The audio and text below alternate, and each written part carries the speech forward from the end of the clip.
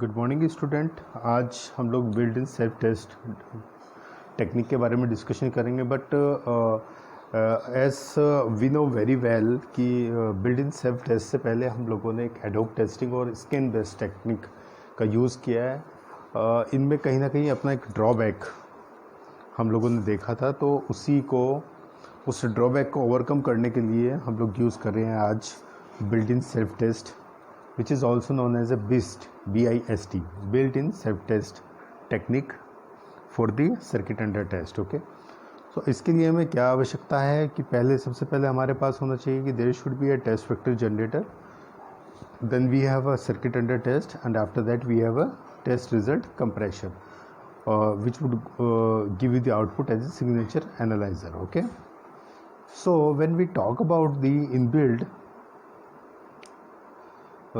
in self test, यानी कि built in self test design, so part of the circuit are used to test circuit itself, that is online or offline, both of the mode we are using it. Okay, whereas offline BIST is used to perform the test offline. So basically we have a two essential part here, which includes the PRPG, that is known as the pseudo random pattern generator, and the ORA, means output response analyzer. So the role of these two models are very important. Okay, the implementation of both of the PRG and ORG can be done with linear feedback shift register, which is a very important part. Okay, so here we can see the circuit with self-test testable facility is called the built-in self-test, means the internal structure is also made like that the test can be performed during the operation, or the circuit can itself test so that we can know whether the circuit is working properly or not. Okay, so figure shows a possible BIST arrangement in which a test vector generator produces the test vector that must be applied to the circuit under test. Okay, so this is the diagram of the LFSR, means linear feedback shift register, which is an important part in it. Here basically we are using the flip-flops, and the output of the flip-flop goes to the another flip-flop, and all the flip-flops are operated by a single clock. So we can say that there is a synchronization is performing here. Okay, so pseudo random pattern generator के बारे में हम लोग जब बात करते हैं, तो it is basically used to test the circuit test pattern. First we have to generate either by using a pseudo random pattern generator, a weighted test generator, and adaptive test generator, or we can use the other means by which we can generate a pattern over here. Okay, so using feedback from the various stages of an n-bit shift register connected to the first stage by means of XOR gate. Here starting you can see that we are using the XOR gate. Okay, it is possible to generate a sequence of 2 to the power n minus 1 pattern that have the characteristics of the randomly generated number. Okay, so we can say that if we are using the 4 flip-flop here, so it means the number of flip-flop we are using 4, so 2 to the power n means 2 to the power 4, definitely we will get a 16. But when we are talking about the pattern, so pattern will be generated by the LFSR is 2 to the power n minus 1, and the value of the n is 4, so 2 to the power 4 minus 1 means 16 minus 1 is equal to 15. So ultimately or automatically we will get a random pattern generated, but definitely we will get at least 15 combination over here. Okay, so when we talk about the linear feedback shift register here, why this is very important, what is the importance of linear feedback shift register here? So basically we are using to reduce the chip area penalty. Data compression scheme are used to compare the compact test pattern response instead of entire row test data. So instead of using the entire row data, that we have to use the data compression scheme to compare the compact data basically. So one of the popular data compression scheme, which is signature analyzer, as I told you at starting. Okay, so which is based on the concept of the cyclic redundancy checking. So signature analyzer are basically using, because it will produce a cyclic redundancy checking, means at a particular instant of time it will start checking, or it will check redundancy, whether the same information is getting by the number of sequence. So definitely it's a redundant checking. So signature analysis is most important because it will based on the concept of the cyclic redundancy check. Okay, so it uses the polynomial division, well, which divides the polynomial representation of the test output data by a characteristics polynomial, and then finds the remainder as a signature. Okay, so signature analysis have a behavior of the cyclic redundancy checking, but signature analyzer is also, analysis is also use the polynomial division method, okay, by which we are getting the remainder as a signature. So the signature is then compared with the expected signature to determine whether the device is under test is faulty or not. So the signature output we are getting after the polynomial division has to be compared with the expected signature. If there is a different or there is a variation, so we can say that device test is under the device or the circuitry under test is faulty. Okay, so it is also known that compression can cause some loss of the faulty coverage. Okay, why it is happened? It is possible that the output of faulty circuit can match the output of the fault free circuits. Thus we can say the fault can go undetected in the signature analysis. Such phenomena is called the aliasing. So aliasing is basically happened, or the phenomena is created by this faulty or the fault free detection with the help of the signature analyzer is also known as the aliasing. Okay, so in its simplest form, when we talk about the simplest form of the signature analyzer, basically consists of a single input linear feedback shift register here. So signature analyzer basically generate the signature with the help of the linear feedback shift register. Okay, so in which you can say that we are using the D flip-flops, or the D flip-flop, or the latches, or the edge trigger latches we are using. So in this case the signature is the content of this register, and after the input has been uploaded or the sample, the input sequence, that is AN, is represented by the polynomial GX, and the output sequence by QX. So we have a different terms, means if we are using the AN is basically the sequence term, but when we are talking about the polynomial, it means that we are talking about the GX, and if the output sequence is generated, definitely we will get a QX. So it can be shown that when we get the total output, means the polynomial GX is equal to GX, which is a polynomial, is the part of the QX into PX plus RX. RX is remainder basically.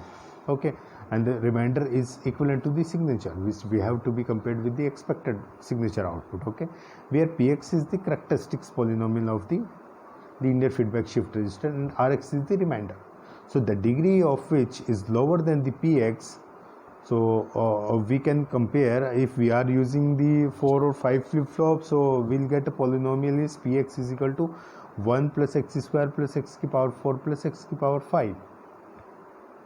Okay, or we can say that Px is equal to 1 plus x square plus x to the power 4 plus x to the power 5. So for the 8-bit input sequence, that if we have a random pattern generator like 1 1 1 1 0 1 and 0 1, the corresponding input polynomial is GX. GX is the polynomial. So total input sequence we have 8. So definitely we will have the polynomial sequence less than 8. So 2 to the power 3 minus 1 is equal to 7. So x to the power 7 plus x to the power 6 plus x to the power 5 plus x to the power 4 plus x to the power 2 plus x to the power 1. Or we can say where exactly we are getting the value of 1. So we can say that we'll get a value of x to the power 7. We have another value x to the power 6, x to the power 5, x to the power 4. Then at the place of 3 it is 0, so we are not considering it. But at the place of 2 we are getting value of 1. So x to the power 2 plus x to the power plus x to the power 0 into 1 means x to the power 0 is equal to 1, and the remainder becomes x to the power 4 plus x to the power 2, which corresponding to the register content of the x to the power means 0 0 1 0 1. Okay, so we'll get a total output sequence like it. So when we talk about the output response analyzer, so what it mean by output response analyzer would give you the different sequence. Okay, so the on-chip storage of a faulty dictionary containing all the test input with the corresponding output is prohibitively expensive in terms of the chip area. A simple alternative method is to compare the output of two identical circuits for the same input, with one of them regarded as a reference. However, if we talk about if both of the circuits have the same faults, their output can still match. So such fault cannot be detected. So with this technique, although the probability of two identical circuits having exactly the same fault would be very low, because both of the circuit have the same fault, definitely the output is matching, so probability would be very low. Okay, so in addition to the above circuit, for the built-in self-test, self-checking design techniques can be used to detect fault autonomously during online operation. Okay, when we are getting the same output, usually a checker circuit is inserted such that the checker generates and sends out a signal when online fault occurs. That the distribution of the checker throughout a very large digital circuit or the system can provide prompt detection of a faulty locations by tracing the checker which send the faulty signal. Okay, the use of self-checking circuits simplifies the development of the software diagnostic program. However, some additional hardware is required and the checker itself needs to have self-checking capability. Okay, so when this kind of a situation occurs, we can say when self-checking capability of the checker itself is required. A single output checker is not sufficient, since that output may have a stuck at fault, thus preventing the detection of actual fault in the circuit under test. So when this kind of a situation occurs, a checker with a pair of output can be used instead to overcome this problem. Okay, so if this program exists again and again, so a checker with a pair of outputs can be used instead to overcome this problem. Okay, so building a logic block observer is also important part in it. Okay, here you can see that we are using the number of combinations of the OR gate, NOR gate, XOR gate, even we are using the AND gate also, and multiplexer is also using here, and the flip-flop is also using here. So number of component or different component we are using here, M1 and M2. So they both are using as a controllable signal by which we have a different mode. Here we can see that we are using the linear shift mode. Here we can use the signature analyzer. Here we can use the data or complement latch or the reset mode we are using it. Okay, when we talk about the built-in logic block observer, so Bilbo register is a form of ORA, means output response analyzer, which can be used in each cluster of partition registers. Okay, here we can see the circuit diagram of the Bilbo, in which we are using the M1 M2 as a different mode controlled by the M1 and M2 signals. The Bilbo operation allows monitoring of the circuit operation through exclusive ORing into LFSR at multiple points.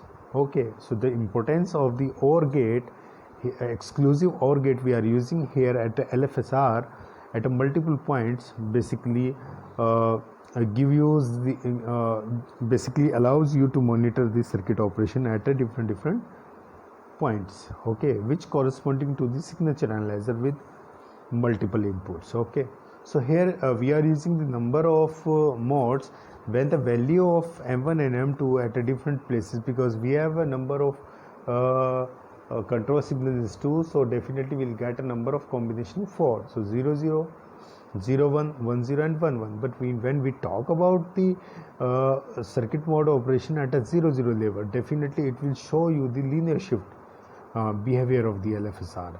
But when we talk about the 1 1, it means the data or the complement the latches output. If we talk about the 0 1, we'll get a reset mode, and if we are talking about the 1 0, so signature analyzer will work here. Okay, so ultimately we'll get a output here. Here the example of the signature analyzer, by which we can understand about the signature analyzer using Bilbo. Okay, so here scan in and scan out, Bilbo 1, Bilbo 2, and combinational network and combinational network 2. Okay, so this is all about the building self-test, which is very important. Okay, thank you all. Thanks a lot.